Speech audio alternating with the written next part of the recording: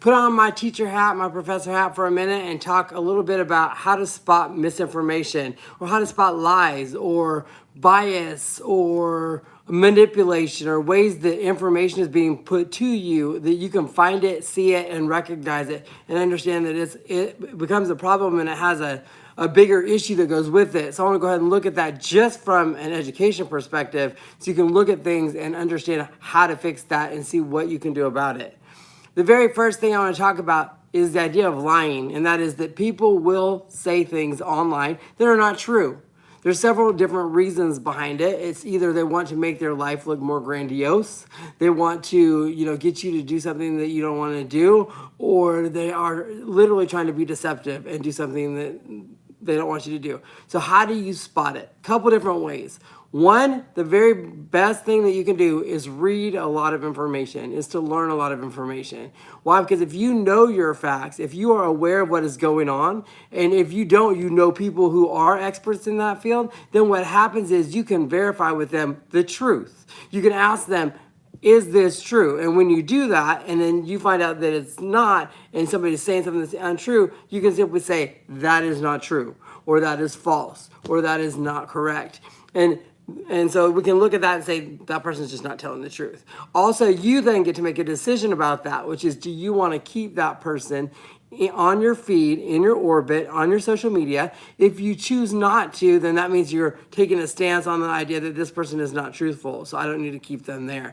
Versus maybe you have somebody over here that does tell you the truth, does give you the information that you need, and is a valuable resource to you. If so, please keep them, because they'll be very important to you as you're going through and finding all the things that could be wrong. The second thing that we deal with when it comes to information, particularly on social media platforms and all of our different ways that we communicate, is the idea of bias. Now, what does bias mean? I think that is a great conversation to have, and I'm going to have it in its small form. It would be a whole long thing, but we're not going to do that. And that means ultimately, what are the perspectives that I have that come through my lens and the way that I grew up and the way where I live and all those things. And so when I talk, you need to know that. For example, I live in the Midwest. I live in Oklahoma. I grew up in a small town in Minnesota. I have, family that is from all over. My wife is Latina. I'm highly educated, so I've been to college and university. I've done all my doctoral work. I've worked in a lot of different spaces. I've been around a lot of diverse human beings. I love to garden. So you need to know all these things about me so that when I talk and when I say something, you can look at that and go, oh, wait, when he's speaking, he's doing it through a young man who's from Oklahoma. He has a Latino wife. He likes to, I've adopted 2 sons. I mean, there's all these different things that I've done that if you know me, you know the lens or you know my biases. So if I come in and talk about adoption, I'm going to have a particular perspective because I've gone through that. If I have talked about, whatever my experience is, there's a bias involved there. So I like to try and tell people what my biases are. And I'll usually say, I'm biased in this area to let you know so that you're aware of it. So when you are listening to the information, you can go, well, I can go watch somebody that's different than him, get a different perspective, and then make a decision on what you believe to be true or not. Because my best thing that I can tell you about biases is to look at all of them. Look at the people that are pro, people that are anti, and then look at both of them and then make a decision. That is the best way to make decisions. It can help eliminate a lot of the issues with lies and deception.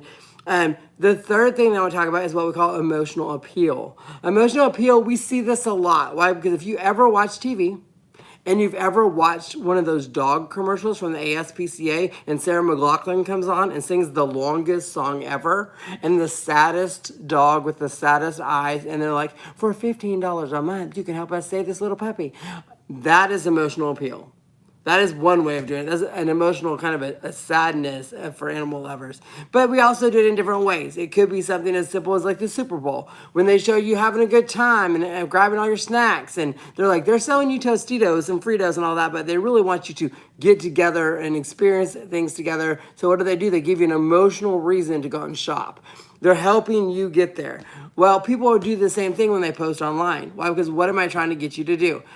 Look, I do it. Why? Because when I'm in there and talking about the great time that we're having in Norman, what am I wanting you to do? I want you to come and experience the great time. I want you to come and feel the great time. I want you to come and enjoy the art walk. I want you to eat the food that I've eaten that tastes so great and wonderful and amazing, and it's the best food I've ever eaten. So there's all these ways that we do that, and we do that for good, and we also do that, we try and also get you mad. When it comes to voting behavior, again, I'm a voting behavior person, like that's what I studied in school. I can tell you that elected officials from all sides like to make you mad. Why do they like to make you mad? Because guess what? Mad people vote. And so what do? They try and make you mad. They're going to try and goad you. They're going to try and say there's someone trying to get you. They're going to do all these things. And some of it is not inaccurate. But ultimately, they do that to get you to move, to do something. Because what we find is that motivated voters are mad voters, or now we've also been inspired to vote. So that happens too. So you can get an emotional appeal, a happy emotional appeal, or you can get, I'm going to make you mad and you're going to do it. But either way is a way that happens, and a way that functions. And then one of the last things that are on my just 4 list, and I'm going to give you a bonus. One of the last things that I have on here is what I call sponsored content. Now this is tricky.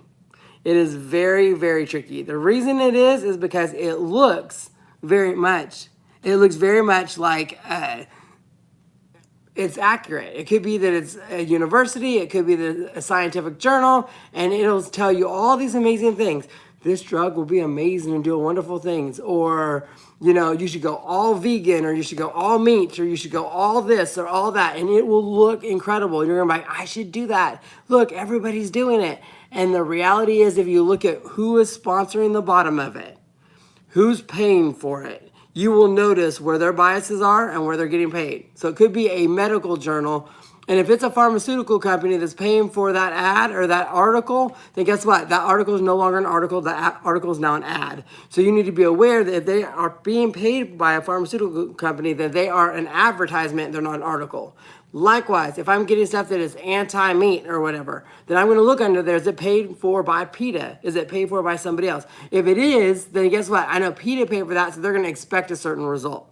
On the other side, is it all pro-meat people all the time? Is it paid for by Carnivores USA or some other group that is a pro-meat organization that is like anti this group over here? I mean, so you have to always look at what you're reading and what you're doing, because that will help you determine who's paying for what. And again, understand a lot of it's being paid. There is out there research that people are just doing for the sake of doing it. And that is fantastic. That is an opportunity for you to really look at things and go, I can make a decision based on this person. But again, they might have a particular perspective or bias. And inside that research, if it's good research, they will tell you, these are the areas that I would do. I would check this person and this person to kind of battle it out. If they're not showing both sides in the research, then it's not balanced. If it's only showing one side of the research, then it's not balanced. A good researcher will challenge their own beliefs. A good researcher will challenge what they believe to be true, because ultimately you're trying to disprove what it is that you are trying to prove. Because if you don't do that, then you're not really challenging your research. If you're not trying to disprove, if you can't argue against what you believe vociferously or like seriously, like go at it and argue both sides, then do you really know the other side? You really don't. And so I try and do both. I'm not always good at it. And there's sometimes I don't tell the truth. I lie. You know what happens? I have to say so, because that happens. A good example. I stood in front of a building and literally was talking about this building being built in Norman, south of here. Thought it was one company, and it wasn't. Found out it wasn't. The very day that I found out that it wasn't, I stood in front of that building with a video saying, I'm a liar. I was wrong. This is not this building, this is this building. I said it was one coffee shop and it was a restaurant. It wasn't, but I wanted to tell people out loud what I did, fix it, and publicly do it, because I think it's important, because my integrity matters. And I think that matters for people to sit there and say, I made a mistake, here's what I did, and here's how I'm gonna fix it. I think that's important. And then let's talk about the big, I would say the elephant in the room. That would be AI. AI is messy. It is very, very messy. Why? Because it can be incredible and a disaster at the same time. Because what do we know is real? AI is like the Wikipedia, modern day Wikipedia to me. I know that's probably not nice, and they're not gonna be happy with me when I say that. But the reality is this: Wikipedia, the content can be changed, right? You can go in, you can write what you want, you can make it say what you want, and all of that. Thank you, Crypto Billy. You guys are awesome. And Mike, I appreciate it. So I really, really am looking at things and going, okay, what does that mean? And how can we observe what's AI and what's not? Usually there is a reason. There's a way that it's set up that you're like, that does not make any kind of sense. However, it's getting better and better and better. So we need to figure out what's authentic, what's real, what's not. Obviously, you can tell mine is like I could be a waving AI, but that'd be weird. But ultimately, I make mistakes. I say things wrong. And so it would be all cleaned up and polished if it was more AI driven. So I am looking at that, kind of what that looks like. I don't exactly know all the ramifications of that. I'm still watching that. Oops, I just jumped. I thought a ghost got behind me.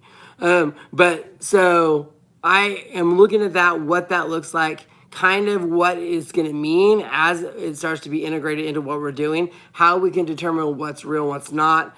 Authenticity, I look at when it comes to people and their stories, the food that someone creates, the way that people talk, all of those things. I don't mind it being used for cleaning up language or things like that. I think that's fine. I really think it's can be a great, amazing tool, but at the same time, I don't want to make sure that we lean on it too much.